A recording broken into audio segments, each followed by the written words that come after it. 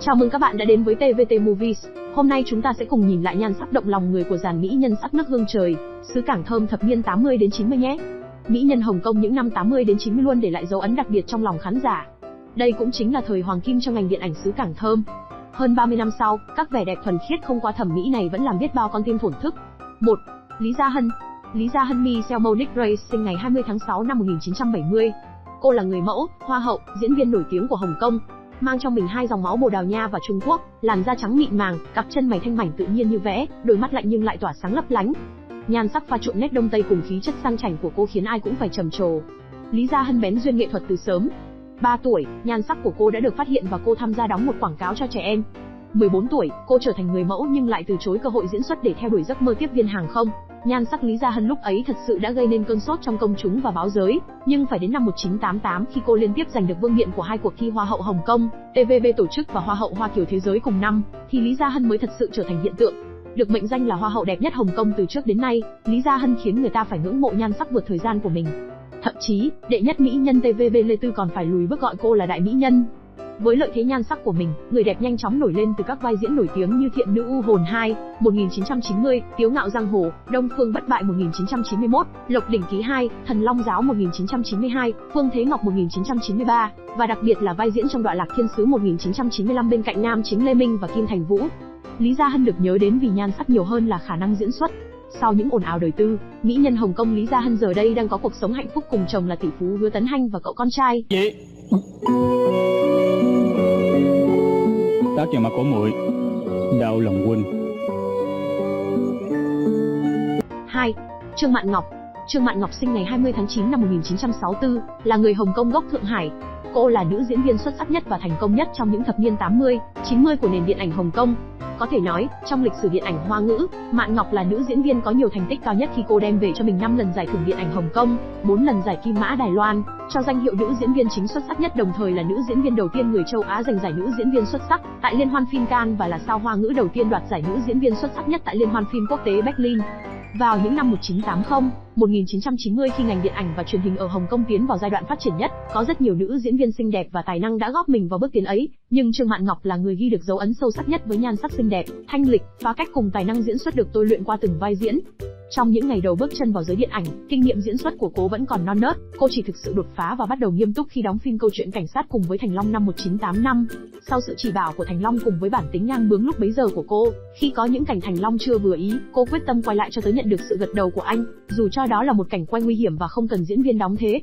Sau này, cô thừa nhận rằng, người có ảnh hưởng nhất trong sự nghiệp diễn xuất của cô chính là Thành Long, tài năng của cô lớn dần từ những lời mắng chửi của anh. Theo thời gian, cô đã có sự thay đổi biến hóa qua từng vai diễn. Trong Tân Long Môn khách sạn 1992, cô là một bà chủ vừa có tình vừa có nghĩa. Trong Thanh xà Bạch xà 1993, cô vào vai nàng tiểu thanh quyến rũ không muốn nếm trải cảm giác cô đơn. Vai diễn đột phá nhất của cô có thể kể đến trong các bộ như Vượng Giác Ca Môn 1988, Đông Tà Tây Độc 1994, Điểm Mật Mật 1996, Tâm trạng khi yêu 2000. Hiện nay, khi đã ngoài 50 tuổi, mỹ nhân Hồng Kông Trương Mạn Ngọc sống một mình trong một ngôi nhà ở ngoại ô, thử sức trong lĩnh vực vẽ tranh hoặc sáng tác nhạc.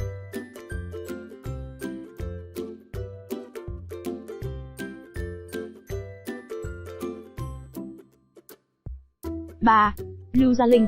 Lưu Gia Linh sinh ngày 8 tháng 12 năm 1965, là một trong những diễn viên điện ảnh hàng đầu của điện ảnh Hồng Kông thập niên 1990. Cô sở hữu nhiều giải thưởng danh giá như giải ảnh hậu tại giải thưởng điện ảnh Hồng Kông, giải nữ diễn viên chính xuất sắc nhất tại Liên hoan phim Cannes Pháp. Dáng vẻ xinh đẹp tự nhiên cùng với lối diễn xuất ấn tượng đã đem về cho cô nhiều bản hợp đồng đắt giá, góp phần đưa tên tuổi của cô ra quốc tế, như Lộc đỉnh ký 1984, Dương gia tướng 1985, A Phi chính truyện 1991, Kim Chi Ngọc Diệp 1994-1996, Địch nhân Kiệt Thông Thiên Đế Quốc 2010. Trong quá trình đóng phim, cô đã gặp gỡ và kết duyên cùng Lương Triều Vĩ. Tuy từng có quá khứ nhiều biến cố, nhưng với sự động viên của Triều Vĩ và gia đình, cô đã bước ra khỏi bóng đen tâm lý, tiếp tục cống hiến cho khán giả những tác phẩm ấn tượng.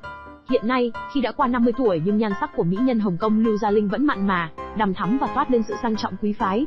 Cô vẫn hoạt động sôi nổi trong lĩnh vực điện ảnh và thời trang. Bên cạnh đó, với khối tài sản hơn 1,9 tỷ đồng, đến năm 2013, cô trở thành người đứng đầu danh sách những nữ doanh nhân giàu có nhất làng giải trí Hoa ngữ. 4. Vương Tổ Hiền. Vương Tổ Hiền sinh ngày 31 tháng 1 năm 1967, là nữ diễn viên nổi tiếng cả về nhan sắc lẫn tài năng ở Hồng Kông những năm 1990. Khi nhắc đến biểu tượng nhan sắc Hồng Kông thập niên 80, 90 không thể không nhắc đến Vương Tổ Hiền. Cô là biểu tượng nhan sắc một thời ở Hồng Kông và làm điên đảo cả hai giới.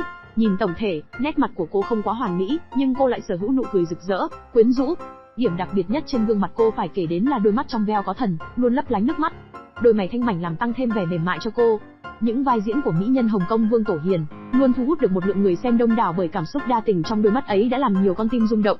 Làn da trắng, mịn màng ngay cả khi không cần trang điểm cùng với chiều cao 1m72 vượt trội lúc bấy giờ, khí chất độc nhất vô nhị đã giúp cô lọt vào hội ngũ đại mỹ nhân. Lúc bấy giờ, ngoại hình xinh đẹp đã giúp cô lọt vào mắt xanh của nhiều nhà sản xuất phim lớn. Cô gây tiếng vang khi đóng vai ma nữ Tiểu Thiến trong Thiến Nữ U Hồn 1987 cùng với Trương Quốc Vinh, hình ảnh ma nữ đoan trang, quyến rũ, nhu nhược cùng đôi mắt quyến rũ chất chứa nhiều tâm sự đã trở thành dấu ấn cá nhân của riêng cô đối với nhân vật này. Tiếp đó là bộ Thanh Xà Bạch Xà 1993 cùng với Trương Mạn Ngọc, vai diễn Bạch Xà đã lột tả hết vẻ đẹp của cô, một con rắn trắng cực kỳ mê hoặc, khi ấy cô chỉ mới 26 tuổi nhưng cô đã thể hiện xuất sắc nét đẹp, sự già dặn, trong sáng, phóng khoáng của một con rắn trắng hơn 1000 tuổi. Bên cạnh đó, cô còn góp mặt trong những bộ Thần Bài 1989 cùng Châu Nhuận Phát và Lưu Đức Hoa, Thiên Địa Huyền Môn 1991 cùng Lâm Chánh Anh, Hào Môn Dạ Yến 1991, Họa Bì 1993, Câu chuyện Thượng Hải 2004. Khi đang trên đỉnh cao sự nghiệp, mỹ nhân Hồng Kông Vương Tổ Hiền tuyên bố rút lui khỏi giới giải trí vì những mệt mỏi bởi sự hào nhoáng trong giới. Chuyện tình đẹp nhưng kết thúc không có hậu cùng với tin người bạn thân nhất của mình Trương Quốc Vinh gieo mình tự vẫn. Năm 2004, cô tạm biệt những thăng trầm của làng giải trí, chuyển qua Vancouver, Canada sinh sống cho đến hiện tại.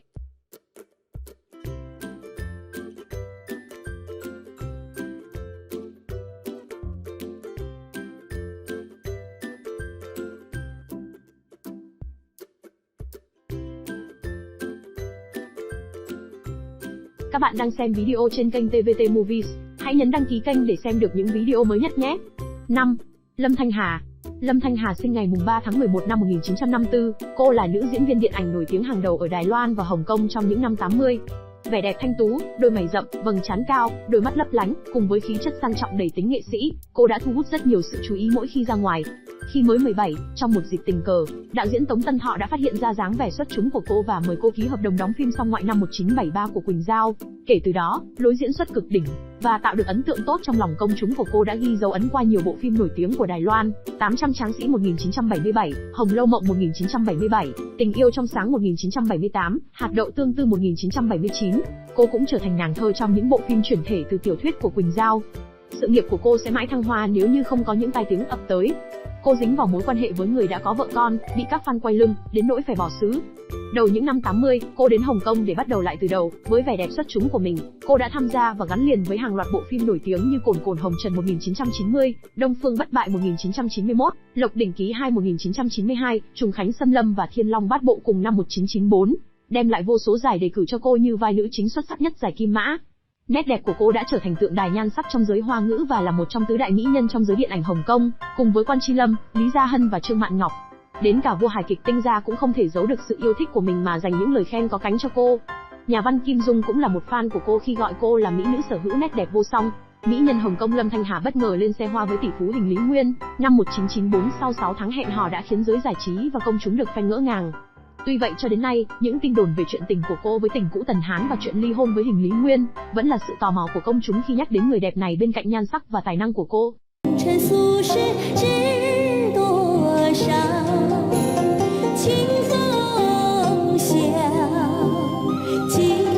6. Quan Chi Lâm. Quan Chi Lâm sinh ngày 24 tháng 9 năm 1962, được mệnh danh là đệ nhất mỹ nhân Hồng Kông.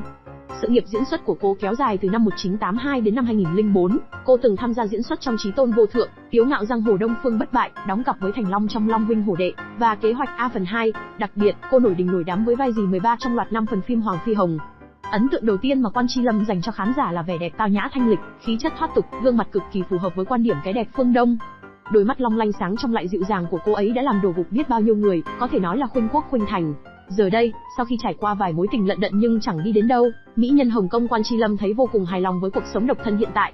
Chứng minh cho câu nói gừng càng già càng cay, càng có tuổi, sắc đẹp của cô không những không phai mờ mà càng ngày càng mặn mà và thu hút.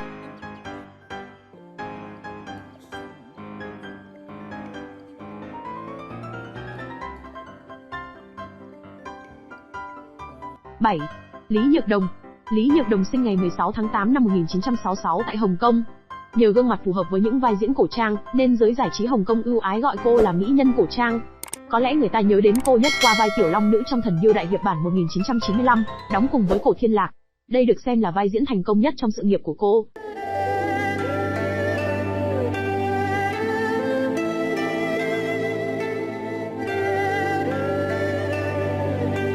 Và cũng tạo ấn tượng mạnh liệt nhất đối với khán giả bởi vẻ thanh thoát, khí chất thần tiên, đôi mắt to tròn trong veo ẩn chứa chút buồn.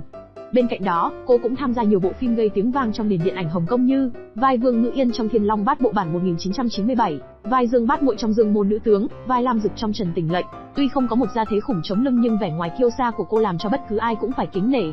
Có lẽ nhan sắc của mỹ nhân Hồng Kông Lý Nhược Đồng ứng với câu nói năm tháng cũng không thể bào mòn được nhan sắc ấy. Nhưng đổi lại với vẻ đẹp đó, cô có một cuộc đời đầy những nốt lặng.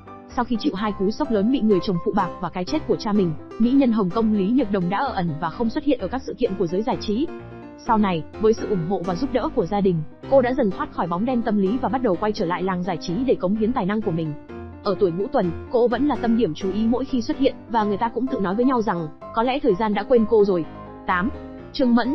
Trương Mẫn sinh ngày 7 tháng 2 năm 1967 ở Thượng Hải, cô là nữ diễn viên điện ảnh nổi tiếng của Hồng Kông. Với ngoại hình nổi bật, cao ráo, da trắng, khi đang phát tờ rơi quảng cáo cho ATV, cô đã thu hút sự chú ý của vợ chồng Hướng Hoa Cường và trở thành diễn viên đầu tiên của công ty này.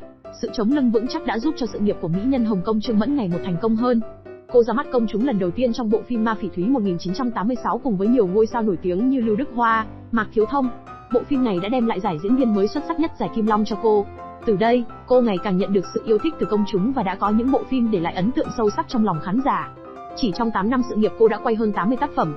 Phần nhiều trong số đó là đóng cùng với tinh gia như Trường học Uy Long 2, Trạng Nguyên Tô Khất Nhi, Tân Tinh Võ Môn 2. Bên cạnh đó còn nhiều bộ phim kiếm hiệp đã ghi dấu ấn sâu sắc trong lòng khán giả như Thiên Long Bát Bộ, ỷ Thiên Đồ Long Ký, Hoàng Phi Hồng. Qua những bộ phim của mình, cô đều thể hiện rất tốt tính cách của các nhân vật.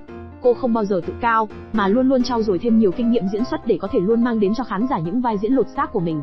Tuy sự nghiệp của cô rất vững chắc nhưng mối quan hệ tình cảm của mình thì không mấy suôn sẻ. Sau mối tình 10 năm của cô cùng Hướng Hoa Thắng, mỹ nhân Hồng Kông Trương Mẫn đã từ giã sự nghiệp khi đang trên đỉnh cao. Cô từng thử tiếp tục với một người nhưng lại bị lừa.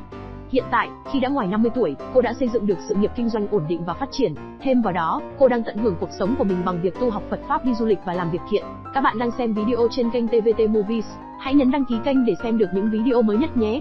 9. Ôn Bích Hà.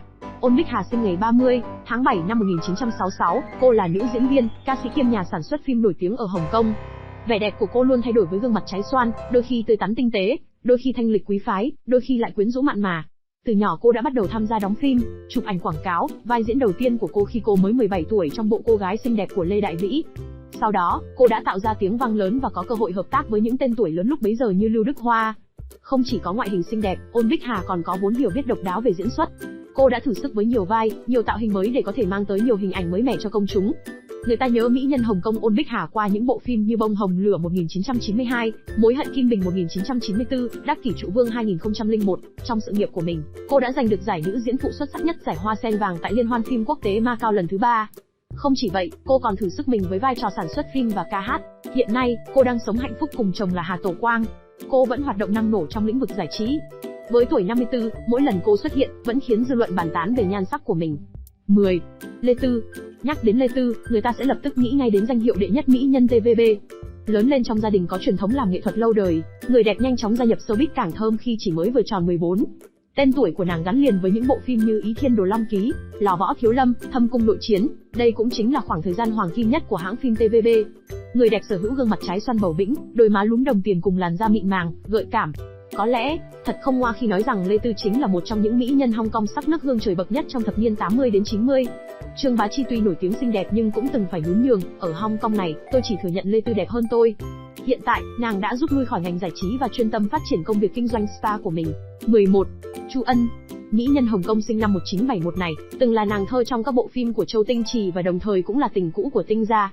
Cô được khán giả yêu mến qua các bộ phim như Trường học Uy Long, Tân Tây Du Ký. Khác với các đồng nghiệp của mình, vẻ đẹp của Chu Ân được đánh giá là vượt thời gian lúc bấy giờ. Không nhẹ nhàng bay bổng hay sắc sảo mặn mà, ở nàng luôn toát lên vẻ đẹp hiện đại và tươi trẻ, đôi khi còn tinh nghịch, dí dỏm. Trải qua bao thăng trầm trong chuyện tình cảm, nàng hiện đã là một người mẹ hiền vợ đảm vô cùng hạnh phúc ở tuổi tứ tuần. Tuy không còn hoạt động nhiều trong ngành giải trí, nhưng thi thoảng ta vẫn có thể bắt gặp nàng tại những sự kiện nhỏ theo lời mời của đồng nghiệp. 12. Quan Vịnh Hà. Quan Vịnh Hà là một trong số ít những người có vẻ đẹp khác lạ với các mỹ nhân khác. Vốn chỉ là một nhân viên công sở bình thường nhưng nàng nhanh chóng bén duyên với nghiệp diễn xuất thông qua một vai nhỏ trong phóng sự ngắn. Năm 1993, mỹ nhân Hồng Kông Quan Vịnh Hà chính thức đầu quân về TVB, mở ra một bước ngoặt mới trong sự nghiệp. Nét đẹp duyên dáng tự nhiên cùng lối diễn hài cưng tưởng chính là điểm làm nên sự khác biệt của mỹ nhân Hong Kong này. Sau vai diễn để đời trong tác phẩm như Ý Cát Tường cùng mỹ nữ vạn người mê, Trần Hảo, mỹ nhân Hồng Kông Quan Vịnh Hà cũng rút dần khỏi ngành giải trí. Bà xã của Trương Gia Huy hiện nay chỉ mong muốn tập trung xây dựng gia đình nhỏ, làm hậu phương vững chắc cho chồng phát triển sự nghiệp. Cảm ơn các bạn đã xem video trên kênh TVT Movies, nhấn đăng ký kênh để ủng hộ và xem được những video mới nhất nhé.